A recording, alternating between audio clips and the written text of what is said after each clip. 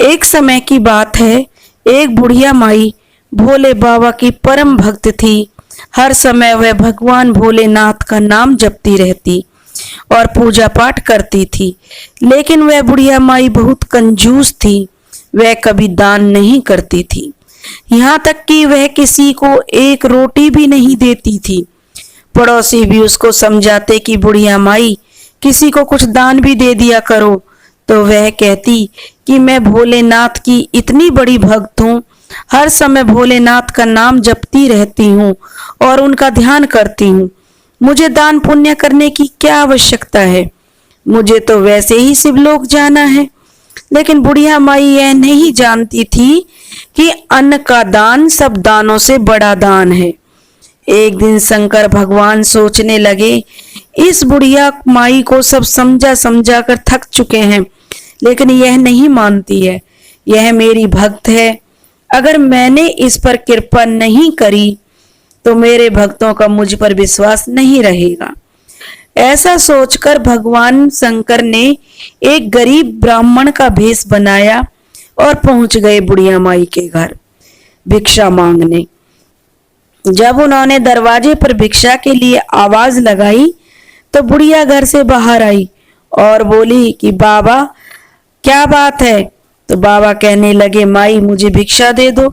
तो बुढ़िया माई कहने लगी, अभी तो मेरे घर का सारा काम पड़ा हुआ है, बाद में आना। ऐसा कहकर वो अंदर चली गई। ब्राह्मण के रूप में भोले बाबा वहां से चले गए। थोड़ी देर बाद भोलेनाथ फिर उसके द्वार पर आते हैं और भिक्षा की याचना करते हैं। बुढ़िया माई कहती है कि अभी मैं काम कर रही हूँ, फिर आना। एक बार फिर शंकर भगवान को लौटना पड़ा।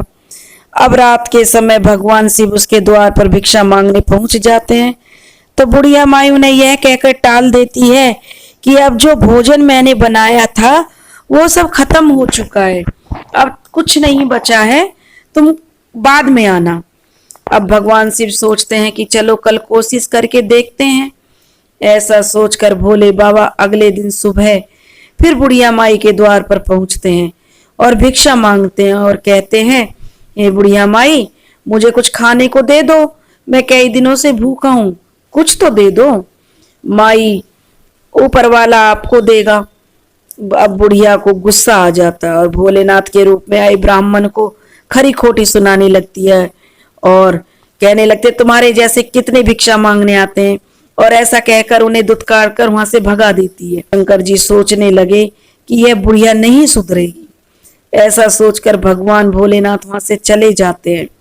अब कुछ समय बाद वह दिन भी आ गया जब बुढ़िया को लेने यम के दूत आ जाते हैं। यम के दूतों को देखकर बुढ़िया माई बोली, मुझे तो शिवलोक जाना है।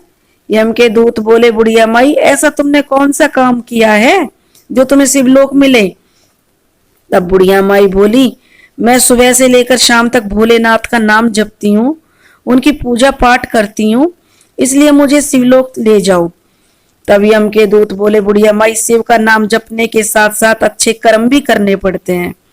अब बुढ़िया माई जो रोने लगी कि एक बार मुझे मेरे शंकर भगवान से मिलवा दो। तब यम के दूत बुढ़िया को लेकर शिवलोक पहुंचे।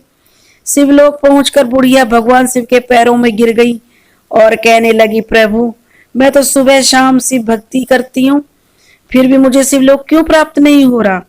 भगवान भोलेनाथ बोले, बुढ़िया माई, तूने कभी किसी भूखे को खाना नहीं खिलाया। अन्नदान महादान होता है। कभी किसी को एक दाना भी दान नहीं किया, तो आपको शिवलोक कैसे मिले? मैं भी तुम्हारे द्वार पर भिक्षा मांगने आया था, पर तुमने तो मुझे ही धुतकार कर भगा दिया, भिक्षा में एक दाना भी नहीं दिया। अब बुढ़िया माई रोने लगती है और क्षमा याचना करने लगती है। तब भगवान शिव उसको एक मौका और देते हैं और कहते हैं कि तूने मेरी बहुत भक्ति की है, इसी कारण तुझे एक मौका और देता हूं। तू धरती पर जा और दान पुण्य कर, और जितना कर सकती है कर ले, क्योंकि तेरे पास एक हफ्ते का समय है। फिर बुढ़िया की आत्मा अपने पुराने शरीर में लौट आती है। अब बुढ़िया के घर में जो भी मांगता भिखारी आता, बुढ़िया उसे खीर पूड़ी तरह तरह के पकवान बनाकर खिलाती। रोज भोजन बनाकर भूखे गरीब भिखारियों में बांट कर आती। इस तरह एक हफ्ते में बुढ़िया ने खूब धर्म कर्म और दान पुण्य किया। अपने मरने से पहले उसने थाली लोटे से लेकर अन्न धन सब कुछ दान किया। अब एक हफ्ते बाद उसके मरने पर भोलेनाथ की कृपा से उसे शिवलोक की प्राप्ति हुई। इसलिए दोस्तों, अपने जीवन काल में अपनी सामर्थ्य के अनुसार धर्म कर्म करना चाहिए, क्योंकि यही हमारे साथ जाता है। बोलो शिव शंकर भोलेनाथ की जय।